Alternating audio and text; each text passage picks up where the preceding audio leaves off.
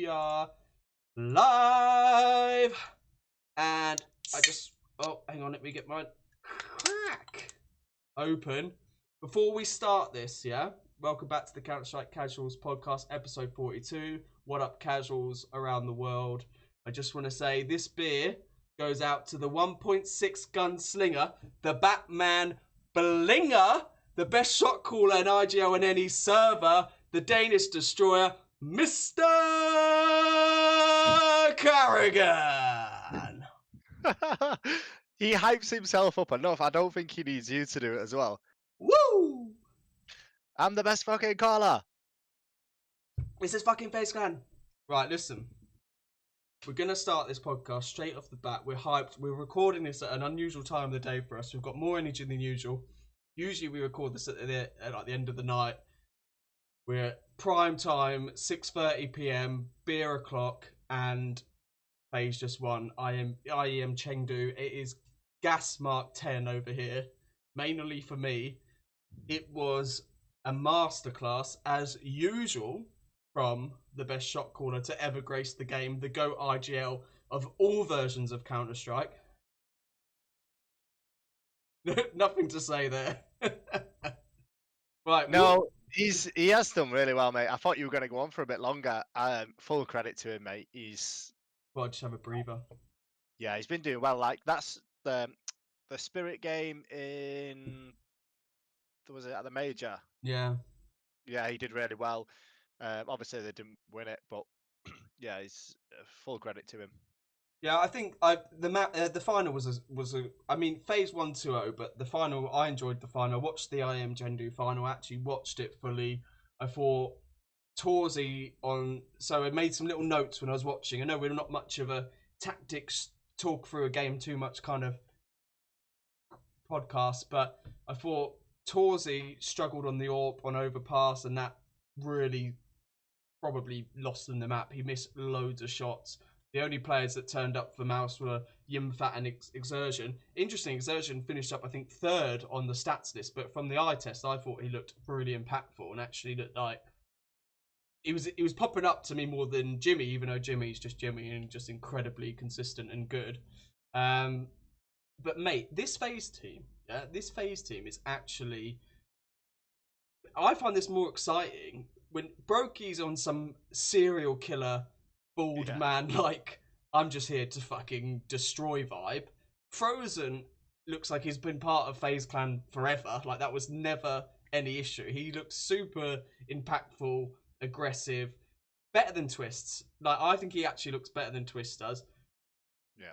Rops, I was going to ask you this. Yeah, okay, sorry. I'm firing on all cylinders. I've had a coffee and a energy drink, and now I'm having a beer. So, I might have a heart attack live on this. Rob still doesn't look himself, but you don't need him to be himself. Like, you know, when you've got Brokey and Frozen performing like they are, Rain with the Mr. Consistent, you know, doing his job, and actually KARRIGAN, other than when it's coming to the finals, interestingly, KARRIGAN during the playoff games and leading up to, the same as the majors, actually playing really well. And I tell you why he's so good. And this might seem super simple, but like some of the plays he was doing again, where like he's just calling distractions, or like when he senses that they were going to rotate on the nuke. It was on nuke, I think. He sensed they were going to rotate. He just plays like distraction down to a T. He's got his team down in B while the whole of MOUZ think they're going A, because he's just, you know, peaking at the right time, making the right distraction for them. Delaying any rotate down to B on nuke, right? And it's just like little things like that winning them the rounds. Like, no doubt probably Brokey and Frozen would frag out and kill them anyway, but like all these little things really helped. And I don't know, man, it just they deserved it. FaZe deserved it. Like, yeah, I think Frozen's playing awesome. I agree with you. I do think he is actually an improvement on Twists, which pains me to say it, but yeah, I do think he is. We love Twists, right? Yeah, he's sick. But Brokey he's stepped up, and I think they kind of needed him to. And I always feel like players like Brokey and Robs, I feel like they've got the potential to play well. They're just not doing it that consistently. Even like Rops a few months ago, people were saying, is he the best player in the world on CS2? Yeah. So I do feel like Robs can bring it back. I'm not fully down on him, but he hasn't been playing well as of late. I was thinking as well, though, he's not supposed to be their star rifler, right?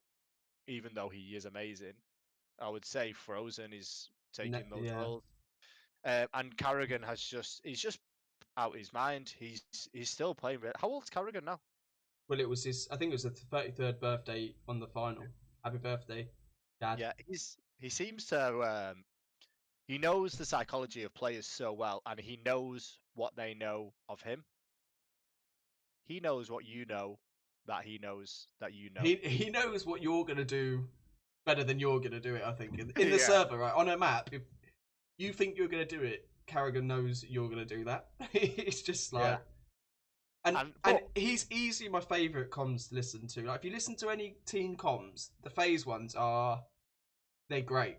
They're really good. Like, and the instance of like changing a call is like rapid. It's clear. And it works, and then the hype after it works is like you feel ready to go. When I hear the voice come, sometimes I'm ready to like jump on a server. I'm ready to run for a fucking wall for this man. I'm like, let's go. He's calling something. I'm gonna go and do it. Yeah. Sometimes I'll be honest. Sometimes when I hear the hype, I think when I hear like You don't like it. in-game leaders hyping, I do think it's a little bit cringe. But It's a job though, isn't it? he gets over. Yeah, it is the job, 100%. Even like sometimes, yeah, I'm very like that though. I think it's a very British thing. Yeah, but you coach basketball or did or whatever. You must play a vocal role in your basketball teams. I can't imagine you're not getting hype in a basketball game. Yeah, I guess I am like that. I can imagine you. I've never seen you play basketball, but I can imagine. Yeah. I already know that you would be the one being like, "Come on, boys!" in a cringy way. Yeah. I'll be there like, "Oh no." Yeah, maybe that's what it is. Why doesn't he do this on the server? Oh. Yeah, wait, maybe I'm like that. That's why I don't like it. Yeah. But no, I do like KARRIGAN. Like FaZe, I give KARRIGAN and FaZe a pretty hard time, but that's just basically to shit on you a little bit because I do like FaZe and I do like KARRIGAN. I think he's a really good caller. But his team are pretty stacked.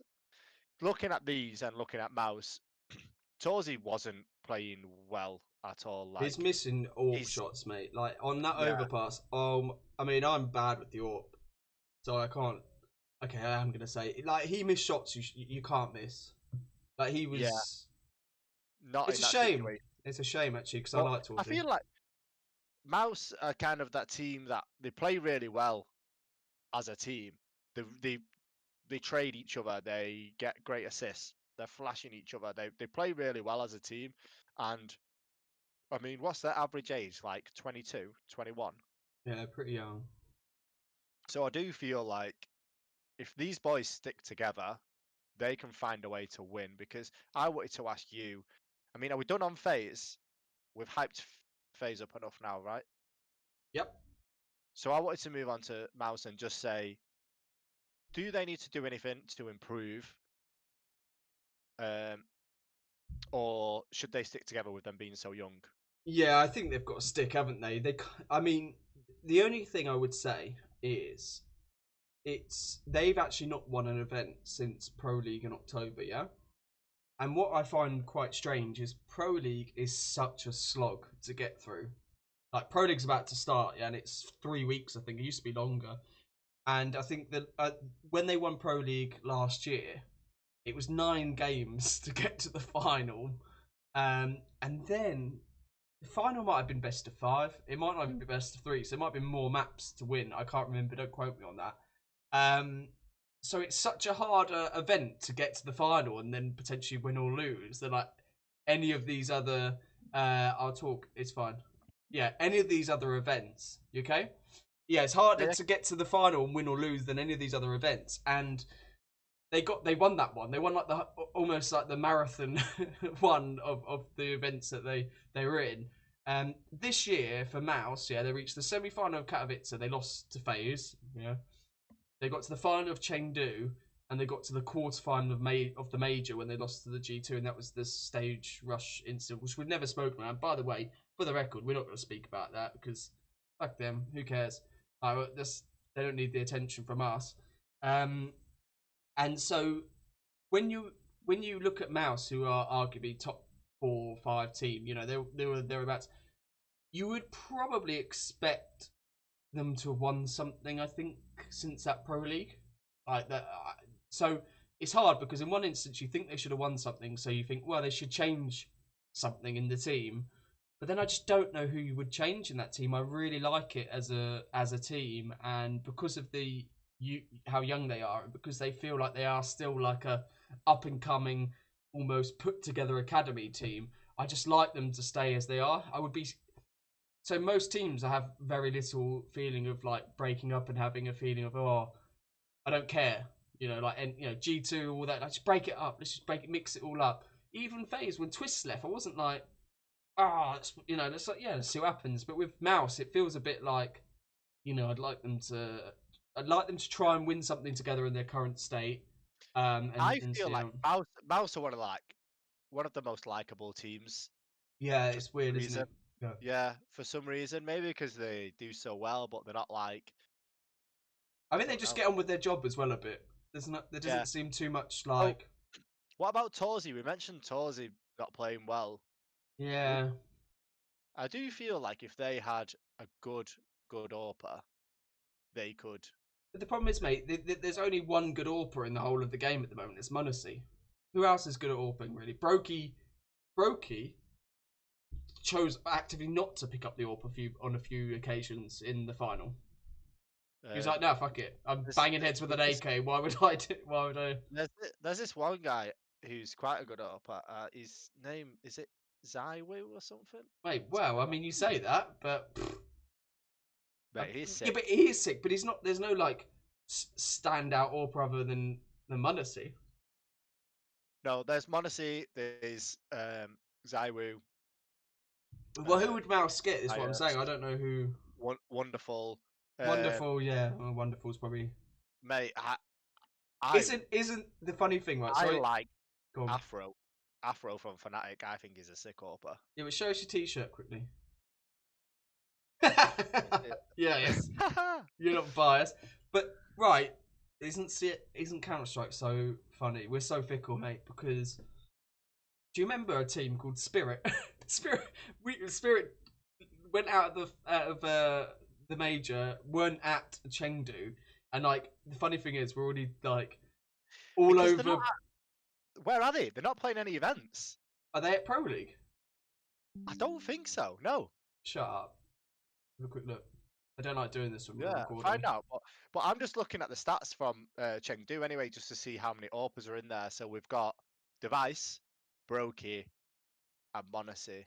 Wait, no, Spirit aren't at Pro League either, so we're not given to see a Pro League. It's just funny because we were talking about Donk being the best team when Shiro was back as an AWPer. Now, like, Shiro, another great AWPer. I know, but what I'm saying was just fickle because we're just not even talking about these teams because they went out of the major. Not seeing them, but I would still say like Spirit, FaZe, and even Vitality. Even though Vitality have not been playing well recently, they are still the top teams. We're just not talking about Spirit because we did that to death, and they're not playing in anything. So yeah. So fuck you guys.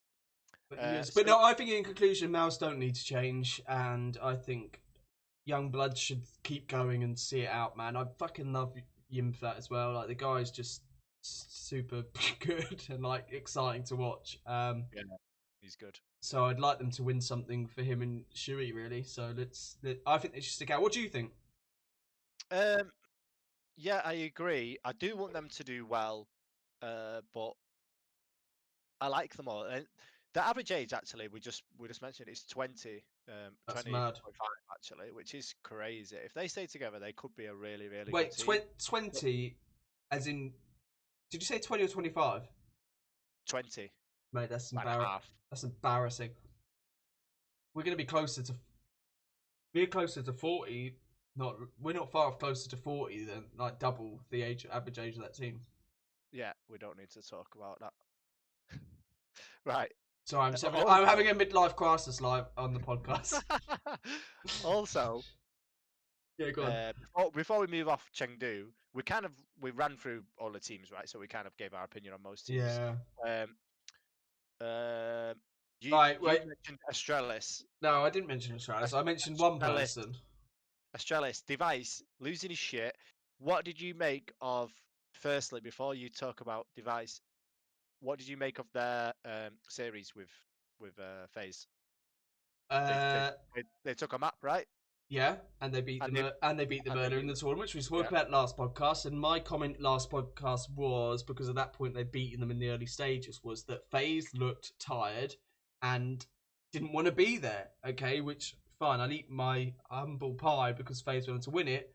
But sure enough, KARRIGAN came out after that game, or a couple of days after, and said, "We are tired, we're fatigued."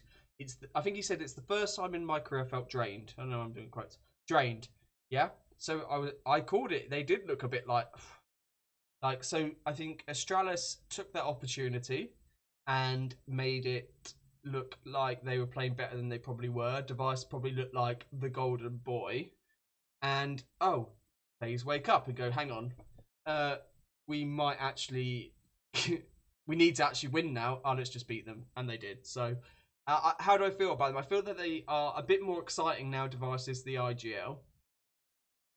I think it is more exciting. I think Device is a legend. He will always be a legend. I hope they do well. I hope they do better. Let's see.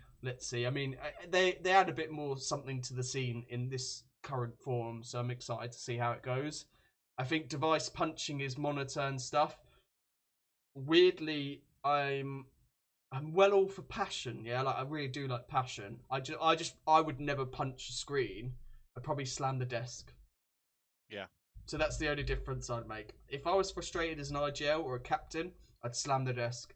I wouldn't punch a screen because I just think, well, I just would think, now fuck that screen up. We've got to change the screens. We've got to wait longer. Yeah, so, even though you're fully angry and you're fully like raging, you'd be like, yeah, not the monitor. Yeah. Also for me, the monitor wasn't fastened down either, so we had to like hold it with one hand stupid. and then hit it with the other. Yeah. And it's just a little bit like awkward. Like, yeah, like flimsy, and it's just a little bit. Yeah, just hit the desk. So, oh yeah, you really showed that monitor. Yeah, but you've knocked that right back to 165 hertz. It was 300. I'm not super angry at him doing that though. Fair enough, it was an annoying moment, but well, he's come out and he tweeted saying, "I will never, I don't know, assault a monitor again." Maybe the monitor was pressing charges and he didn't want to go down. Oh mate, what a little bitch! No, I'm joking. No, I'm with you. I hope they're more exciting. I feel like it's going to take Device a while to find his feet in game leading and doing that. Bro looks good. Stair looks good. Bro did look alright, to be fair. Like, they all look pretty good.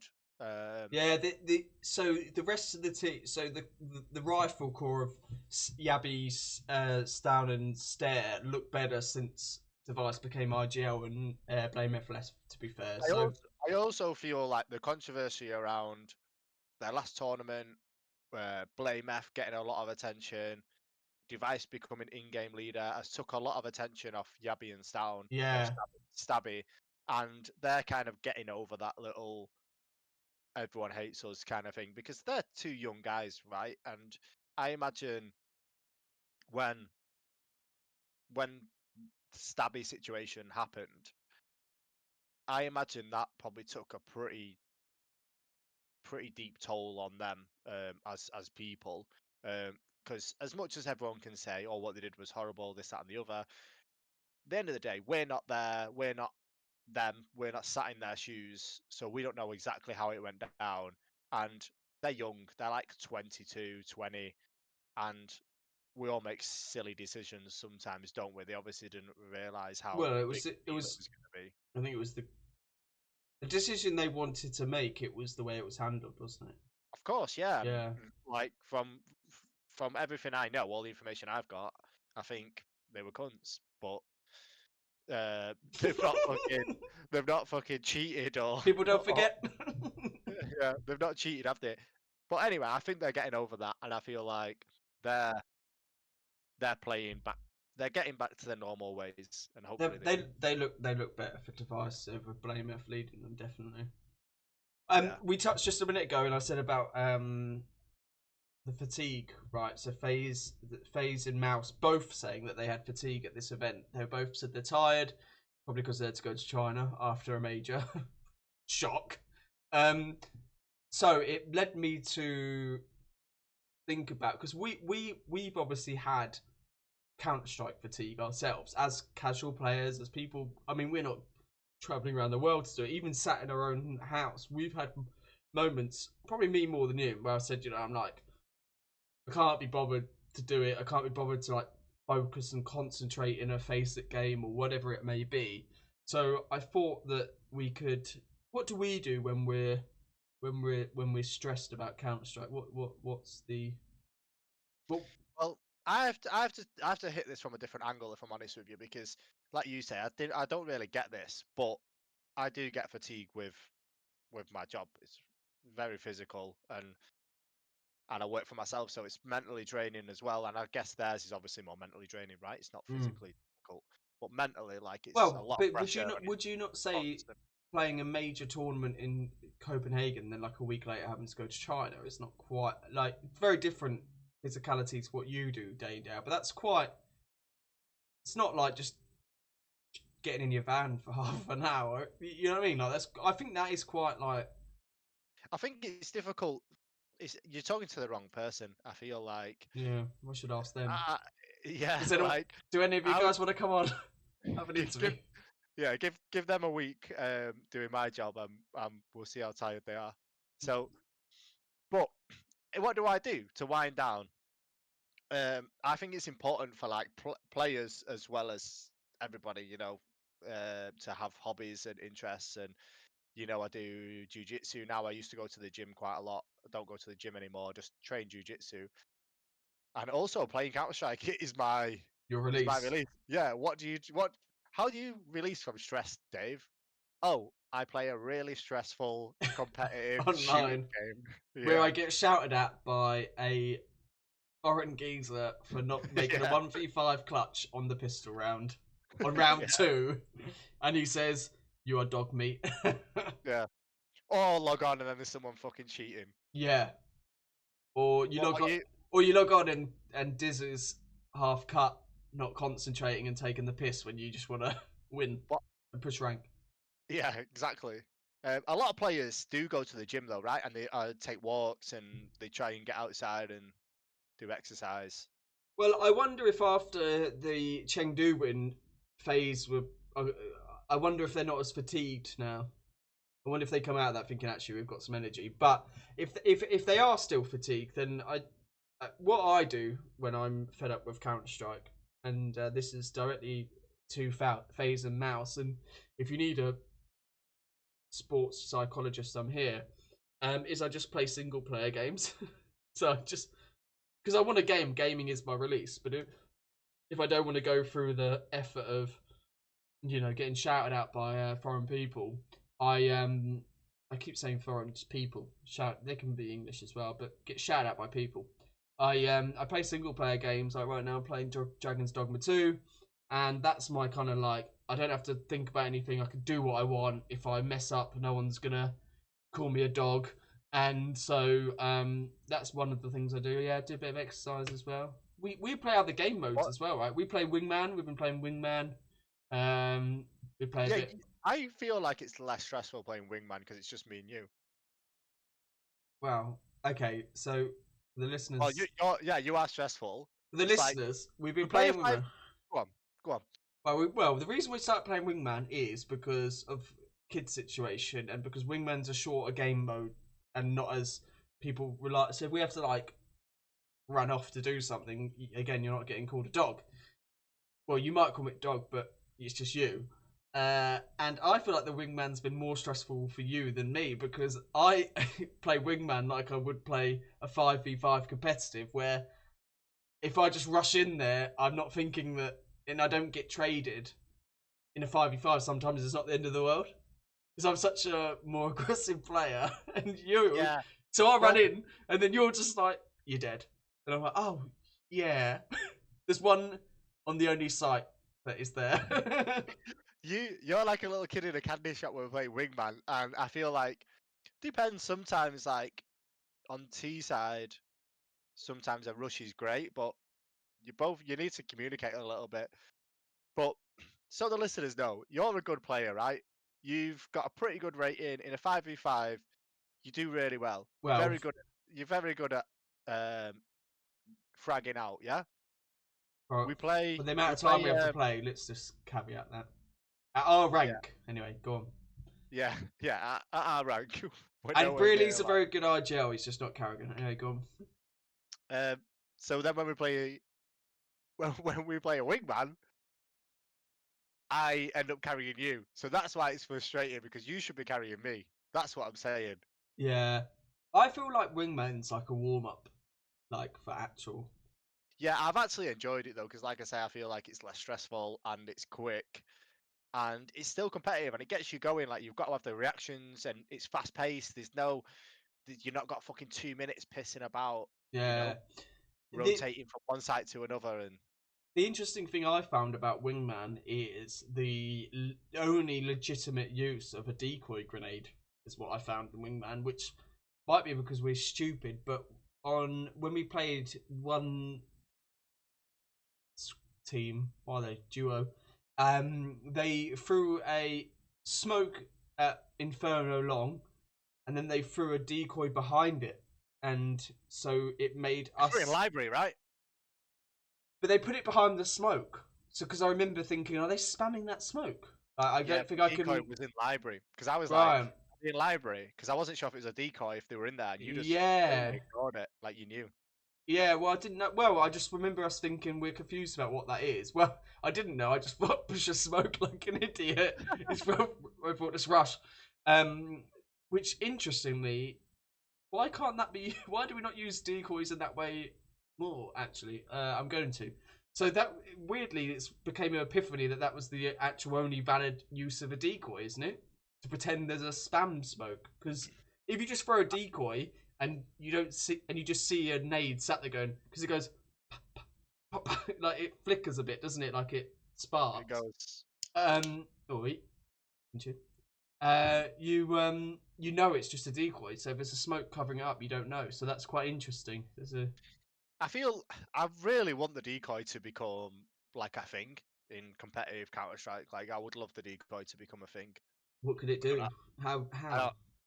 I don't know. If I mean the top big game leaders have not come up with anything, then yeah, it's. Well, we've just solved it. Well, that random Russian guy did that we played against, a Wingman solved it, but. Well, to be fair, he didn't, because you completely ignored it. Yeah, rushed it. Well, interestingly, you've been moaning when we played Wingman as well. You're like, we should be warming up. But like I said, I feel like Wingman is the warm up. So I don't know. Yeah, because most of the time we jump on, which is the worst thing you can do, is just jumping straight into a game. We don't have time to do anything. Yeah, no, I hear you, but I always play shit on the first game, and then I warm up and I play a bit better. Yeah, well, that is similar to what I do as well. Sometimes, like, I've not even fired a shot. I've not even like done the warm up in a game, and it's like, right, go. Which would, to be fair, my rating shows that I don't really warm up. No, well. Anyway, people don't care about our games. No. Right. So what else we want to talk about? Last week we had a big debate about bans and whether players should be banned for using the console bug, which is now fixed. Whatever, boohoo, people got banned. However, this week there was some drama. Counter-Strike is like EastEnders or Coronation Street, and for those that are not UK based, that is like a soap opera or a telenovela, which is like the Latin American equivalent of like a soap opera, right? Did you know that? You got a Spanish wife. I think a telenovela was Spanish orientation. Anyway, there's always some drama. So this is why we've got a podcast on it. So we've always got content. And so this week, Forza player got banned for match fixing, right? Yeah. And so I actually don't know the ins and outs too much because it's an ESIC ruling, so it's not Valve or anything like that. It's the ESIC thing, and basically he got done for match fixing, and he got banned for 2 years. He reportedly made 400 grand from match fixing, and after trawling Twitter and Reddit and all this, everyone's saying that match. So reliable sources, yeah. Yeah. Mate, I got straight to the top, and basically, well, a lot of people. What I was just getting at is a lot of people saying match fixing is very rife at like B tier 2 downwards. Like, there's loads of that shit going on. Like, everyone's doing it, which is really sad. I actually think that's sad. I think that's more sad than using the console bug that the developers forgot to leave in, actually, because I just think, I don't know, man. It's like a weird effort to just throw away a game. Like, even if you cheated, and I always feel like I come across the guy that doesn't mind cheating, but like, what I'm saying is, like, if you're cheating, you're always doing it to be the best. But like, match fixing is just like being shit. What's the point of being shit? Do you know what I mean? So he got banned for 2 years, and why I wanted to bring this up was we debated last week whether 2 years was too long or not enough for players that abused a console bug or a cheat bug that was left in by Valve's stupidity. So, is 2 years the right amount of time for someone that's actively thrown games and made 400 grand reportedly off it? Right. No, it's not long enough. Again, I said that last time with the people that were cheating. That was more because they're not cheating at events, they're not really making money from it, but they're ruining people's experience. And face its whole thing is people not being able to cheat, right? This is a completely different scenario. This guy's he's manipulating professional Counter-Strike games where people have a lot of money invested into it. The whole Counter-Strike scene, the whole esports scene lives on these events, right? These little small events, the bread and butter that make all the sponsors and everyone that puts money into the esports in general. Let's not just single out Counter-Strike. Is it could all be ruined by people like this. If people are match fixing for 400 grand, right? If you're playing a game, you're not going to get paid that much money tier 2 Counter-Strike, right? Yeah. 400 grand's a lot of money. Yeah, absolutely, yeah. So he might be thinking, oh, I could do this, get paid an absolute fortune. What are the consequences, right? That's what most people do in these situations. They weigh up the pros and the cons. I'm going to make 400 grand from this. If I get caught, I'll be banned for 2 years. 2 years. If he's, do you know how old he is? Let's say 23. he's 23. So, well, let's say you're like 19, whatever. You've got 2 years. Oh, I could be back playing again in 2 years, and I won't do it again if I get caught. I just won't do it again. I'll come back in 2 years, and Or I do it again, and I make 800 grand in 3 or 4. So for me personally, I'm tempted to just say no. If you get caught match fixing, you're banned from playing professional esports. Yeah, it's a lifetime ban. It's a lifetime ban. We don't want you on our platforms, and that might make people think twice before doing it. They should even get a fine. They should be fined all the money that they potentially made, which I don't know if they are or not. They should be fined. They should be made to pay that money back. It's a criminal offence in my eyes. I agree. Do you know what? Like, he should be banned for life. Absolutely. Is it seen as a criminal offence? I have no idea, mate. Right? It's match fixing at the end of the day. Well, it depends where it's committed, doesn't it? He's Russian. I guess it's to do with Russia. I guess with esports and not normal sports as well. I think they've got bigger things going on over there to think about. But in my mind, it should be lifetime. Match fixing is, and I don't want. No one should ever cheat. Like I said, this is like, in a weird way, it's the worst kind of cheating, match fixing, I think. Because it's like, at that point, you're just like WWE or something, aren't you? It's just like, this is all just made up. What's the point? What are we doing any of it for? Yeah, I don't know whether some of them think, yeah, I'll just play. I'm gonna match fix it, and I can just play bad. And if we lose, I get paid, and if we win, I don't. I don't know. I don't really know how it would work, but they can't. You know, what if you're playing shit and your whole team's just fucking smashing everybody? Yeah. That, You're trying to throw in like that's someone's what dropping Robs a was doing. Robs was trying to match fix, and Brokey was just like yeah, going out his mind. Brokey and Frozen are like, nah. Yeah, Well, look, it's happened. But I think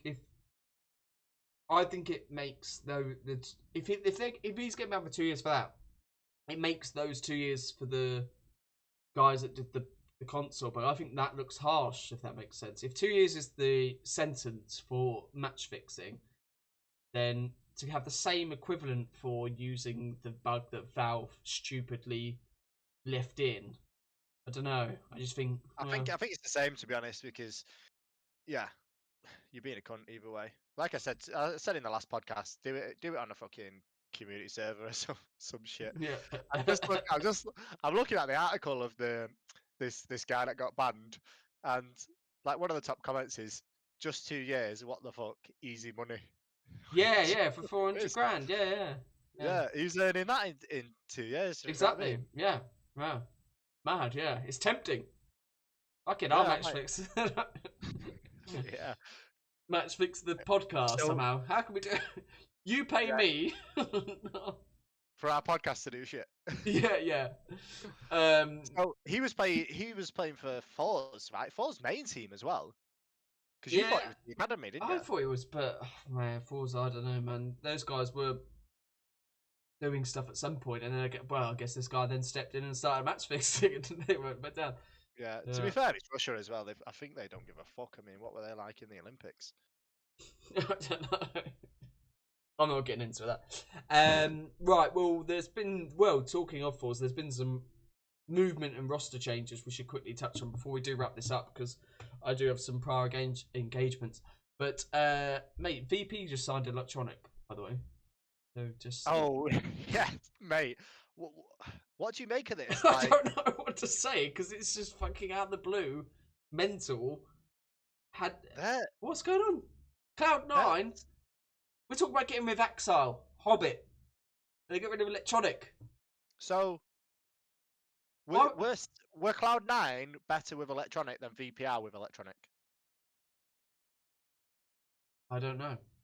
What were VP? Are VP better with Electronic? What? I'll answer. Go on. Who's better? VP now with Electronic or Cloud9 before with Electronic? I think Cloud Nine, only because of recent results. So there's a bit of a bias there where VP haven't been performing. Mate, I think it's VP. Oh, really? Well, all I know is it opens up Cloud Nine to get an AWPer, which I've always just said gets Auti, so just gets Auti. But I just thought I thought Exile or Hobbit were going to be replaced. I didn't think it was going to be Electronic. It's just mental. I mean, fair play, mate. I think I had VP down to go on my pick'ems on Major to go quite far, and they didn't. So I mean, yeah, it makes them strong. I mean, it is exciting, but just completely out of the blue. Like, I just don't really know what to say. Mate, playing with Jame and Flit, like, they're going to be so good. Yeah, it's probably, I don't know. But what about bloody Boomage, man? You can't leave Boomage. I love Boomage. What Cloud9 going to do? Who are they going to get? I don't know. Anyway, but quickly, more excitingly as well for us. Someone from Fours. Yeah. Flying the British flag, man. Apparently, Smooya's going to play for Fours whilst we've been hot on the top of Fours at Pro League. Boy, the fucking face it master. Yeah, mate, we're wishing him the best. We like Smooya, don't we? We don't know why. We just like Smooya. He's British. He's British. The least patriotic people you'll ever meet. But yeah, but I think Smooya's like a sick player. He's like one of the highest rated face it players, and he doesn't play for a tier 1 team. Who knows? Maybe that's why we like him. Yeah, and but I feel like he's very honest. Whenever he's on a podcast, he brings he brings the truth and he But he brings his brings the little gossip. secrets. He brings the Yeah, gossip. he does. We're gossip queens over here. We like the gossip, don't we? Yeah. You and me gossip So to each other. so we've moved off it already. I want to know. So you're saying VP are not as good as Cloud9 were? I just think in terms of recent results, I'd back Cloud9 to beat VP, but that would have been with Electronic in the team. So I guess, yeah, now who wins, it probably is VP, I think. But again, VP just haven't been performing and they've not been playing to the level I would expect. So Who was Cloud9's best player before this move? I thought Electronic was. Yeah. Yeah, so Who's VP's best player now? Flip. Is it Flip? With Electronic on the roster. Oh, Electronic. But Yeah. you could argue it's Flip, right? Yeah, you Or could. Jay. You could. Well, Flip, I think, yeah. So I think VP are better. All right, well, proof is in the pudding. Let's see. When are they both going to next? Are they both for Pro League? Hang on, quick. VPR. I'm not too sure about Cloud9. No, I don't think so. But VPR. Yeah, VPR. They're going to be interesting.